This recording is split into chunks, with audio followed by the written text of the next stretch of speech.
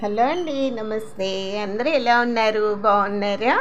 నేను బాగున్నాను. మీరందరూ కూడా బాగుండాలని కోరుకుంటారు. పౌర్ణమి ముందు శుక్రవారము వరలక్ష్మి వ్రతం చేసుకోవాలండి. అలా వీలు కాని వాళ్ళు ఈ మాసంలో వచ్చే శుక్రవారం ఏ శుక్రవారం అయినా పూజ చేసుకోవచ్చండి.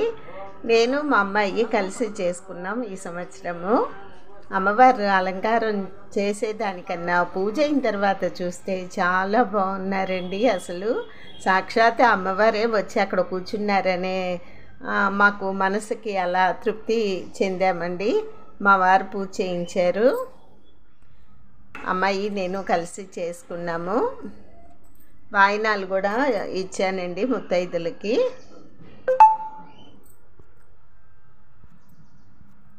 మా అమ్మాయికి, మా ఆడపడుచుకి, మా చెల్లెలకి కూడా వాయినం ఇచ్చుకున్నాను. అందులో చారుమతి కథ వింటుంటే విన్న కొద్దీ వినాలనిపిస్తుందండి. సాక్షాత్ ఆ వరలక్ష్మీదేవియే చారుమతీదేవికి స్వప్నమందు కనపడి ఈ నోము నోచుకోవు అని చెప్పిందండి. పార్వతీదేవి శివుడిని అడగగా ఈ నోము చెప్పేట అది ఆమె భక్తికి, చారుమతి భక్తికి మెచ్చి వరలక్ష్మీదేవే ఈ వ్రతం వృత్తాంతమంతా చెప్పింది. ఎలా చేసుకోవాలి ఏంటనేది కథలోనే ఉంటుందండి.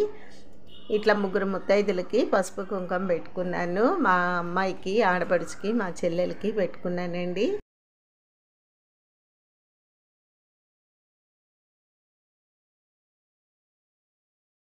వాళ్ళకి వాయినం ఇచ్చేటప్పుడు తోరం కట్టి ఇస్తున్నమ్మ వాయినం, పుచ్చుకుంటున్నమ్మ వాయినం అని చెప్పి ముమ్మారు కోరి తిని అని అడగాలండి. వాళ్ళ దీవెనలు తీసుకోవాలి. 9 పూర్ణాలు పెట్టాలి.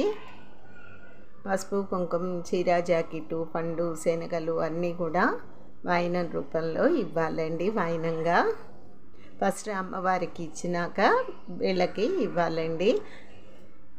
అలాగే ఇచ్చాను. కొంచెం వీడియో మీకు షేర్ చేసేసరికి లేట్ అయిందండి. కొంచెం హెల్త్ బాగోట్లేదు. అందుట్లో పిల్లలు వచ్చారు కదా, కొంచెం బిజీగా కూడా ఉన్నాను. అందుకని నేను మీకు వీడియో షేర్ చేయలేదండి.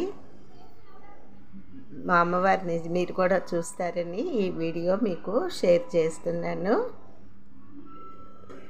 కుందరం బొమ్మలాగా కూర్చుందండి. ఇగో ఈ పాప మా మనవరాలు, అమ్మాయి వాళ్ళ అమ్మాయి.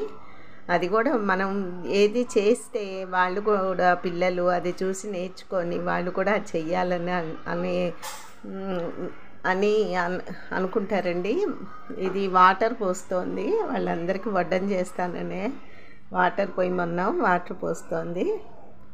మా ఆడపడుచు భర్త, మా అల్లుడు గారు ఆ పక్కన మా అమ్మాయి కూర్చుంటుందండి. ఇస్తరాకేసాను, ముందు వడ్డం చేస్తున్నారు. అమ్మాయి మా అమ్మాయి అండి. నోము అయితే చాలా హ్యాపీగా, అసలు చేయగలనా చేయలేనా అనుకున్నాను, కానీ చాలా హ్యాపీగా జరిగిందండి పూజ. ముత్తైదుల వాయినాలకి కూడా ఇచ్చానండి. ఎక్కువ మందిని పిలవలేదు, మేము కొత్తగా వచ్చాం కదా విజయవాడకి. ఎక్కువ మందిని అయితే పిలవలేదు, తెలిసిన వాళ్ళని పిలిచి వాయినం ఇచ్చానండి.